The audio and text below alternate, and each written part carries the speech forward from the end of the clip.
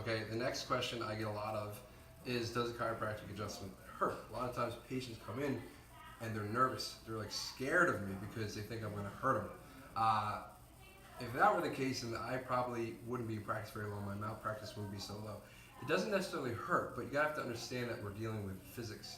Okay, we talked a little bit about in previous questions about how it is we behave ourselves into a certain position, right? So we're doing this all day, or we're working to the side a certain way all day. So there does require some force, but the first few adjustments I go really light. I use my hands to adjust, and so I'm using pressure to kind of move joints into a better position. And it does require some force. I kind of walk through patients, explain to them what I'm doing. I kind of work on their comfort level and what they expect, so they can kind of understand what it is we're doing. Because I find if they don't understand, that's when they tend to tense up, and the adjustment isn't as effective. So it doesn't hurt, but there is some force. It's different from any healthcare practitioner that you've likely been to. But it's not something that hurts. It's something that is necessary to achieve the goal we're trying to do.